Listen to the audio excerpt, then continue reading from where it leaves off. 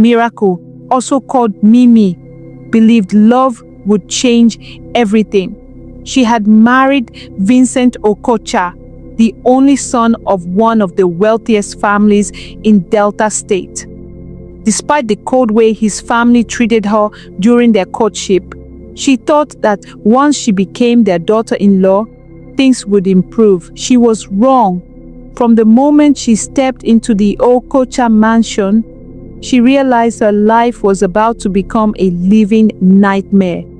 She had assumed that, like most married couples, Vincent would get them their own apartment.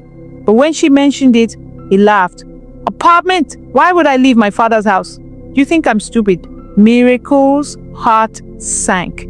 She was stuck in a house where she was not welcome. Her first morning in the Okocha household started with insults. Miracle, are you deaf? I said, wake up.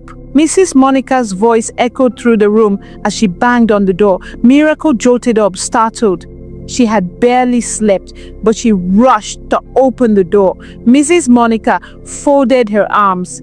You think this is your father's poor house where you sleep like a log? Get to the kitchen now and make breakfast for everyone. She hurried to the massive kitchen where Ejiro, her sister-in-law, stood in a designer robe sipping coffee. I hope you know how to cook rich people's food. This is not your village where you cook with firewood. Miracle swallowed her humiliation and started cooking. She made yam and egg sauce with freshly squeezed juice. When she served it, she waited for their approval. Mrs. Monica took a bite and spat it out. What is this rubbish? She screamed. Ejiro sniffed her food dramatically. It tastes like poverty. Vincent, who had just walked in, sighed. Miracle, must you embarrass me? Next time, let the cook handle it. Miracle bit her lip to stop the tears. She had tried her best, yet they found fault in everything she did. Miracle quickly realized she was not just a wife in the Okocha house. She was their servant. From morning till night, she was given endless tasks. Miracle, sweep the entire compound. Mrs. Monica barked. Miracle, wash all the clothes by hand. No washing machine for lazy girls. Ejiro added. Miracle, iron my clothes and make sure there's not a single wrinkle. Miracle, scrub the bathrooms with your hands. She worked tirelessly, hoping that one day they would accept her. But it only got worse. One afternoon, she spent hours cooking a full-course meal, determined to impress them. She set the table beautifully and waited. Mrs. Monica took one look and scoffed. Who told you to cook all this? Are you trying to poison us? Ejiro rolled her eyes. Did we ask you for food? You just wasted expensive ingredients. Then Vincent dropped the final blow. Miracle, stop trying too hard. You are embarrassing yourself. She stared at him, hoping to see some sympathy in his eyes, but there was none. That night, as she lay in bed beside him, she whispered, Vincent, why do you let them treat me this way? He sighed in frustration. Miracle, must you complain about everything? My mother and sister are just trying to help you become a better wife. Tears slipped down her cheeks. She had married a stranger. The mistreatment didn't stop inside the house. Even in public, Mrs. Monica and Ejiro found ways to embarrass her. One day, they took her shopping and she was excited, thinking they were finally warming up to her. But at the boutique, Mrs. Monica picked out a hideous dress and handed it to her. Wear this, she ordered. Miracle hesitated. Mommy, this dress it's too big. Ejiro laughed. Exactly. It suits you. We can't have people thinking you belong in our class. Everyone in the boutique laughed, and Miracle felt like disappearing. Another time, at a family event, Ejiro deliberately spilled red wine on her dress. Oops, sorry, she said with a smirk. Miracle forced a smile and went to clean up. But when she returned, she overheard Mrs. Monica telling her friends, "That girl is nothing but a liability. She married my son for money. I don't even know what he saw in her." Miracle's vision blurred with tears. No matter what she did, they would never see her as family. Lying on the massive bed beside Vincent, Miracle stared at the ceiling, her mind drowning in confusion and pain. Had he ever loved her, or did he marry her out of pity? The Vincent she had met 2 years ago was nothing like the cold-hearted man sleeping beside her now. The Vincent had chased her relentlessly, showering her with love, making her feel like the only woman in the world. But now she was nothing more than a glorified maid in his family's mansion. She turned to face him. "Vincent," she whispered, her voice shaky. "Do you even love me?" He sighed, irritated. "Miracle, must we talk about this now? I just want to sleep because it doesn't feel like you do. You watch your family humiliate me every day and you say nothing." "Miracle, you complain too much. Just ignore them." She blinked back, tears. Ignore them? How could she ignore being treated like dirt? As she lay there, memories of their past flooded her mind, the good and the bad. 2 years ago, Miracle had been just a simple girl from Warri, helping her mother sell food in her stall. She had dreams of furthering her education, but money was tight. One fateful evening, it started to rain heavily while she was closing up her mother's store. A sleek, black Range Rover pulled up beside her. The tinted window rolled down, and a handsome man in a crisp white shirt smiled at her. "Hey, beautiful, do you need a ride?" She had but hesitated. Rich men didn't just stop for girls like her. "I'm fine, thank you," she replied. But he didn't give up. The next day, he was back, waiting for her with a pack of shawarma and a chilled bottle of juice. "I just wanted to see you smile," he had said, handing her the food. She had laughed, shaking her head. "You don't even know me." "Then let me," he had said with a grin. Days turned into weeks, and Vincent kept coming back. He took her to fancy restaurants, bought her little gifts, and whispered sweet words that made her heart melt. She had fallen in love. The first red flag had come when she met his mother. Mrs. Monica had eyed her from head to toe and scoffed. "So this is the girl? Vincent, you must be joking." Miracle had felt small under her gaze, but Vincent had squeezed her hand. "Mommy, I love her." "Love?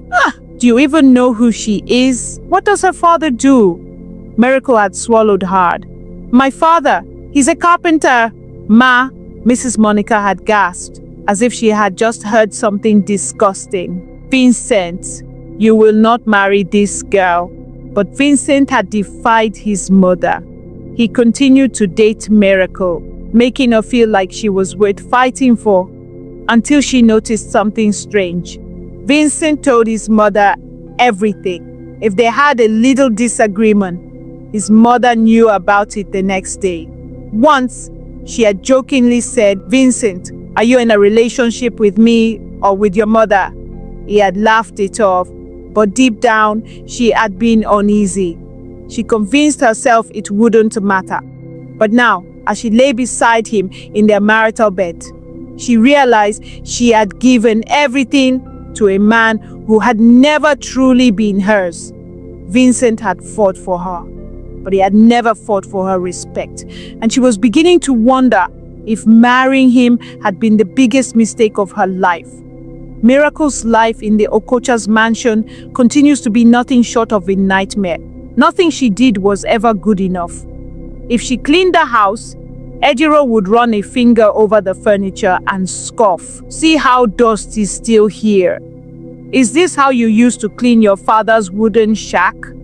If she cooked, Mrs. Monica would push her plate away in disgust. "Vincent, I hope you know you are reducing your life expectancy with this poverty-stricken food. Maybe she used that dirty oil her mother sells by the roadside." Laughter would follow, always laughter at her expense. Vincent would sit quietly, pretending not to hear, chewing his food like nothing was happening. She should have walked away. But where would she go? One evening, as she finished setting the dining table, Mrs. Monica and Ejiro sat on the couch, sipping wine. Their sharp voices floated through the air. "You better not let this girl infest your children with poverty," Mrs. Monica sneered. "I don't want my grandchildren looking like they were raised in a face me, I face you compound." Ejiro snorted. "Imagine them eating akara and gari for breakfast. God forbid!" Miracle's hands shook as she placed the last plate on the table. She turned to Vincent, hoping, praying he would say something, but he simply scrolled through his phone. Unconcerned, tears stung her eyes, but she refused to cry in front of them. Instead, she swallowed the lump in her throat and whispered, "I will make sure my children never suffer." Mrs. Monica let out a sharp laugh. "Your children? You think you have a say? If you ever give birth in this house, I will personally raise them myself. No grandchild of mine will grow up with a poverty mentality." She turned to Vincent again. "Say something." He sighed, still focused on his phone. "Mimi, ignore them. You know how my mother talks. That's all you have to say?" she whispered. "Don't start, please," he muttered. The only person in the house who treated her with decency was her father-in-law, Chief Okocha. But he was rarely around. His business kept him traveling from one country to another. The few times he was home, he would shake his head at the way his wife and daughter treated Miracle. "Monica, leave the girl alone," he said one night at dinner. After all, no one forced Vincent to marry her. He saw her, he wanted her, and he married her. Mrs. Monica's eyes flashed with anger. "And I will never forgive him for it." Chief Okocha sighed. "Then be angry with your son, not this girl. She's someone's daughter too." Miracle had felt a little relief that day, but she knew it wouldn't last, because the moment her father-in-law left for his next trip, her mother-in-law would make sure she paid for it. One day, Miracle gathered the courage to ask Vincent for something she had been thinking about for weeks. "Vincent, I want to start a business," she said softly as they lay in bed. He frowned. "Business? Why?" She took a deep breath. "Maybe if I start earning money, your mother will respect me." Vincent let out a short laugh. "Respect? From my mother? Mimi, even if you make 1 billion naira, she will still see you as the poor girl who trapped me with love." "Still, I want to try. Can you set me up?" He turned to face her fully now, his lips curling into a cruel smile.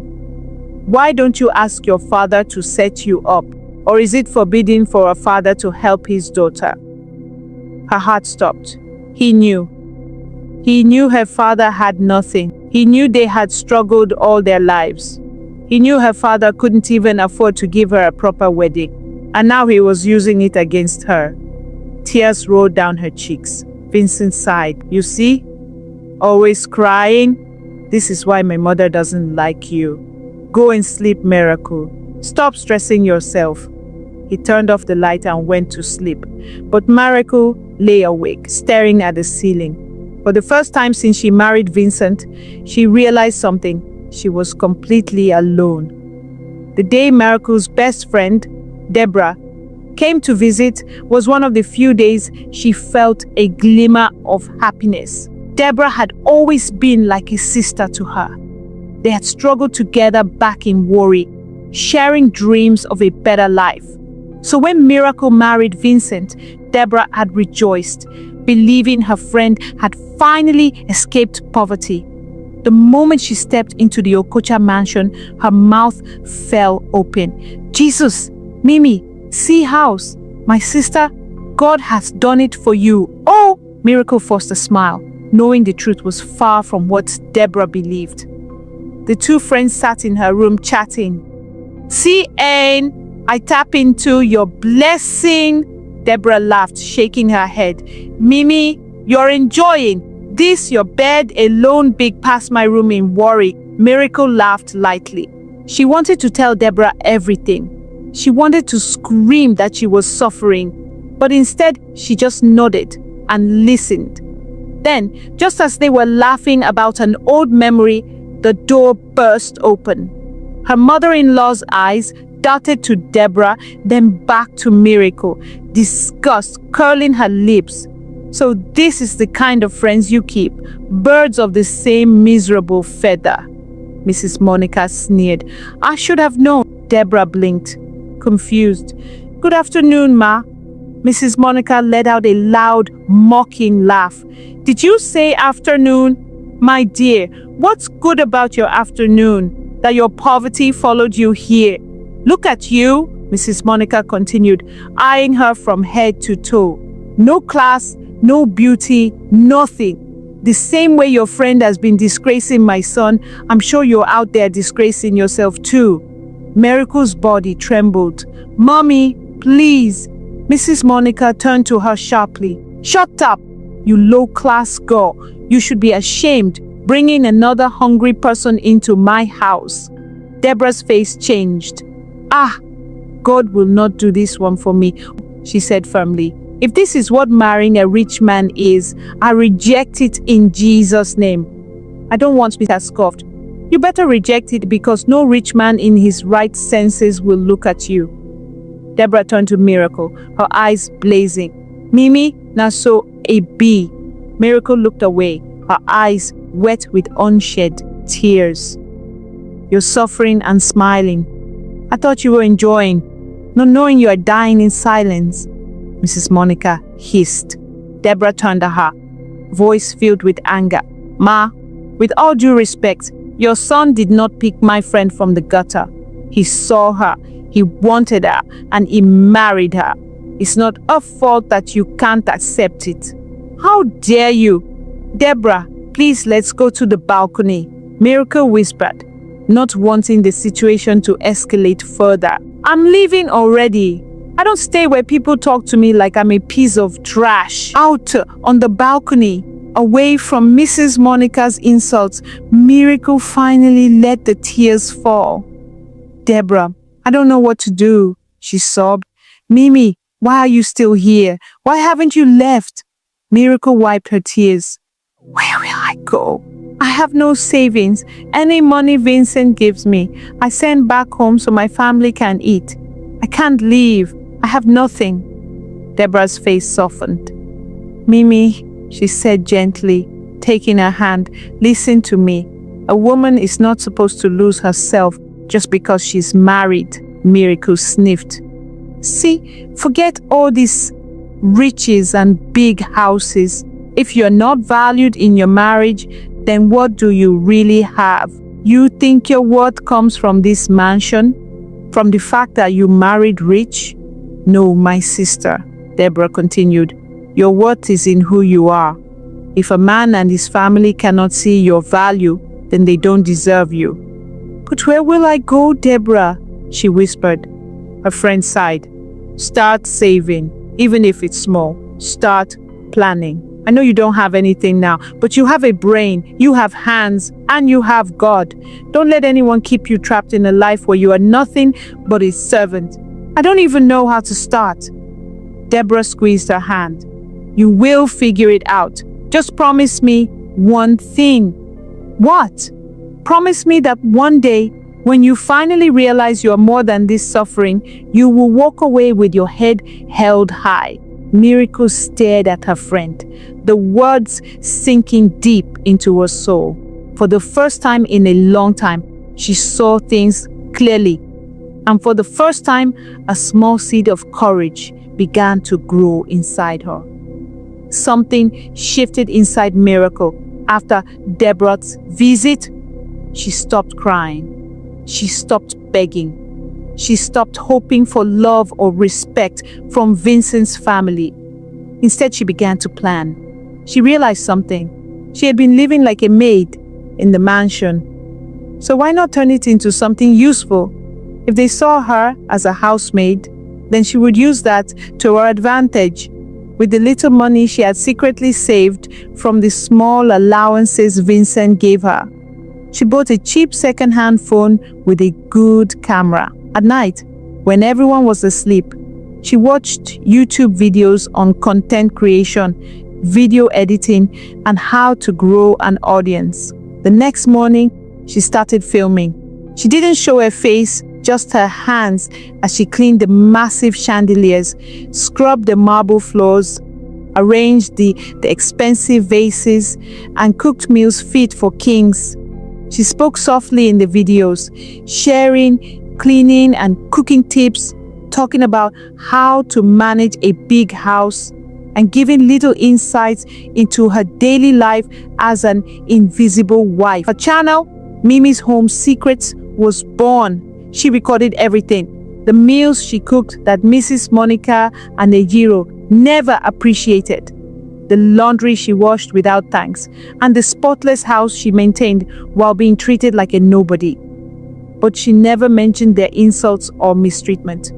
She just recorded and edited in silence. She endured everything, but now it wasn't out of helplessness. It was strategy. Weeks passed, and Vincent noticed something different. Miracle had stopped nagging. She had stopped crying. She had stopped trying to talk to him.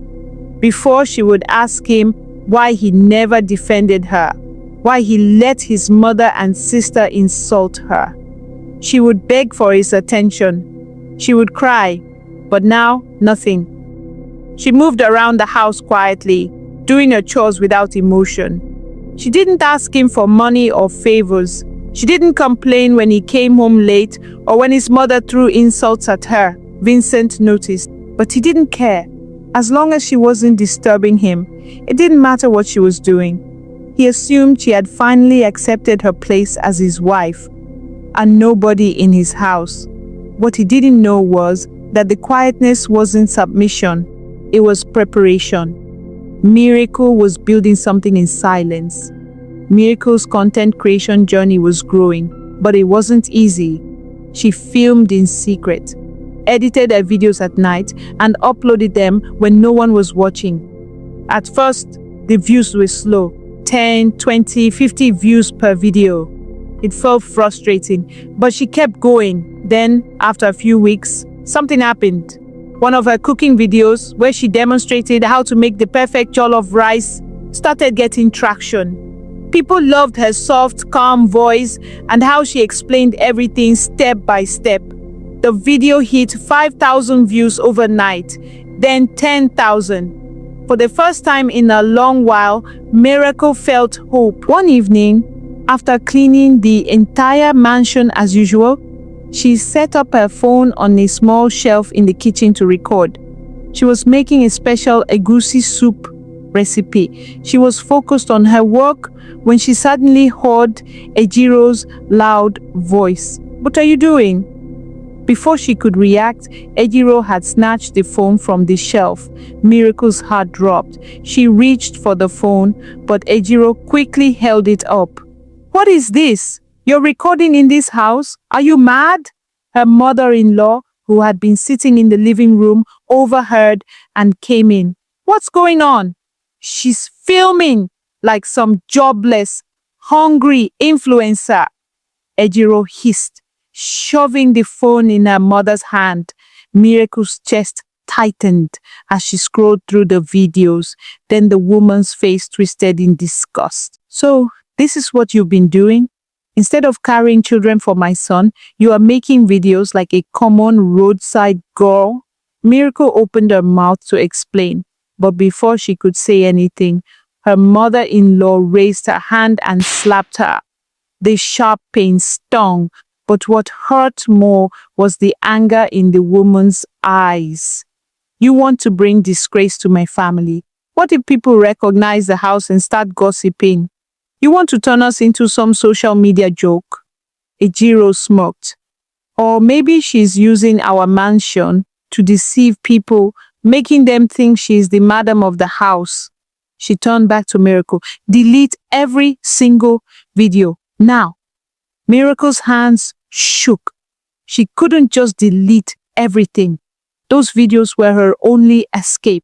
But before she could protest, her mother-in-law threw the phone on the hard marble floor. Crack! Miracle gasped as she saw the screen shatter. Her heart broke. All her work gone.